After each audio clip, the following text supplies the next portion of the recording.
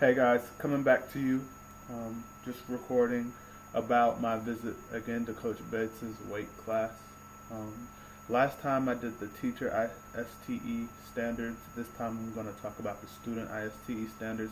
I'm going to give two examples of both how he both worked in the ISTE standards for the students and ways that he could have but did not. So let's just jump right in. Okay, I'll start with the negative and then end with the positive because I'm a glass half full type of person.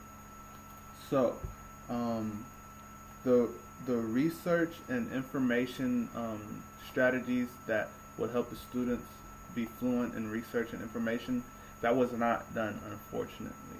And I believe that he could have um, greatly influenced his students with allowing them to do that. Now, I understand it's a weight training class, and so it's going to be hard to find time to do that because you're trying to lift weights. But Coach Bates, when I've talked to him one on one, he seems like a teacher who's very interested in trying to find the best ways to help his students' bodies grow and help them to be stronger in the weight room and help them to be faster when they go outside and run on the field. And so I believe that he could allow them to do some of the research, require them to do some of that research, and help them to just be more fluent in how you research things. And I think that would greatly help the students, enhance the students. I'm sure they're getting some of that in their other classes, but that I believe is a literary tool, and I believe that we should all teach literacy. So I think that that would be a great way to implement that in his classroom. Secondly, um, we talked about this on the teacher side. Now we're going to talk about it on the student side, the digital citizenship. Okay, that's not being done in a weight class. And again, I spoke about how I believe that that could be done through health or PE, and I would have loved to go see one of the health or PE teachers, but I know Coach Bates. I've been there before, and because I work a full-time job, it's hard for me to just get there whenever I want. So I had a block of time, and it happened to be when Coach Bates was able to help me out and let me observe his classroom again. So that's where we are. But like I said, I'm sure digital citizenship can be taught at a high level, not bullying, watching what you put on the internet in a health class. So things that were ISTE standards that were done well.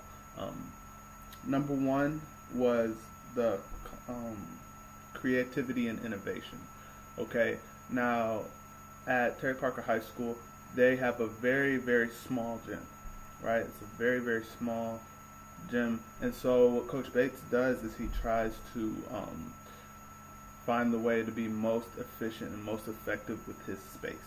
So the students have bought into that, right? And so they're very creative and innovative about, okay, well, guys, what do you guys think we can use this bench for? Even though it's not the ideal bench, how can we use it to be more effective in our strength? And so it's also teaching them problem-solving skills, which is another ISTE standard. But the students are very creative and very innovative in that class, and that stems from Coach Bates' desire to be very efficient with the use of his space and time in that weight room. And then lastly, communication and collaboration. That has to happen in any weight room across America for safety issues, right?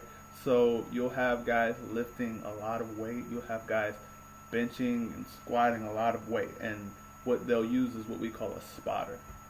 And so the spotter will have to collaborate with the individual doing the work to A, make sure that he is safe, to make sure that he does not let the weight fall on him, but also B, to make sure that the person doing the weight is getting an opportunity to lift that weight as much as he can without the spotter. So there's a collaboration there, and then the communication is essential. The person lifting the weight can tell the spotter, okay, this is too heavy, I need you to just get it up off me. Or when they're putting the weights on, they're often on two different sides, so there has to be communication to how much weight is going to be put on the bar.